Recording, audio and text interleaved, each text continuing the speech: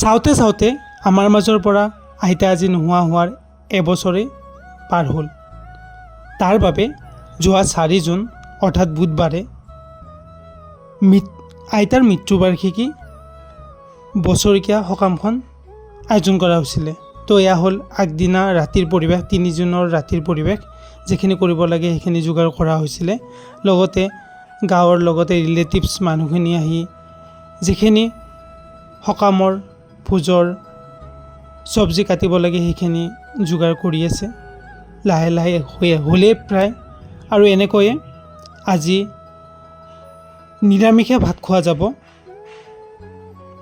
আপোনালোকে জানেই নিশ্চয় যে কি নিৰামিষে তেল নিদিয়াকৈ এনেকৈ বইলে খোৱা যায় বছৰেকীয়াৰ আগদিনা। তো ৰাতি শুই গ'লোঁ, মৰ্ণিং উঠিলোঁ, উঠি ফুল আনিব গ'লোঁ।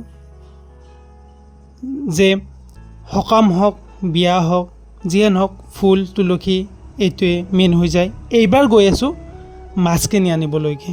ৰাতিপুৱা মৰ্ণিং দেউতাই ফোন কৰি কাটিব দিলে, তো মই লৈ আহিলোঁ। লাহে লাহে প্ৰায় 90% চব্জি গোটা হ'লে। তো এতিয়া যিখিনি সকামৰ পূজা পাঠ কৰা হয় ভকতে কৰে সেইখিনি যোগাৰ হৈ গ'ল। কিনকিনীয়া বৰষুণ দিলে, তো টেনশ্যনো লাগিলে আমাৰ যে কি বৰষুণ দিলে এতিয়া সকামখনৰ কি অৱস্থা হ'ব। কিন্তু ভগৱানৰ কৃপাত 12-1মানৰ আগলৈকে বৰষুণ দিলে। কিনকিনীয়া বৰষুণ দি আছে, বেছি ডাঙৰকৈ দিয়া নাই। তাৰপিছত ৰখিলে বৰষুণ। ইফালে খানা বনাই আছে।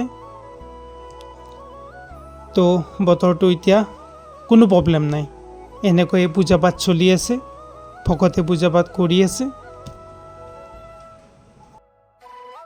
পূজা পাঠ চলি আছে, তাৰ মাজতে মই যাব লগা হ'ল ছাতি লৈ বজাৰ কৰিবলৈকে। বৰষুণ দিছে তাৰ বাবে ছাতি লৈ গৈছোঁ, উপায় নাই। গাড়ীখন থৈ দিছোঁ বাহিৰত, ভিতৰত সেনেকৈ ঠাই নাই থ'বলৈকে।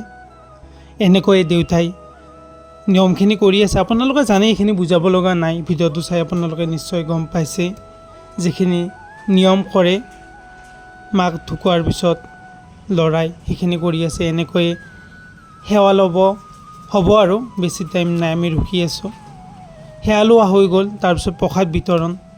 আৰু এনেকৈয়ে লাহে লাহে গাঁৱৰ মানুহখিনি আহি আছে সকামলৈ।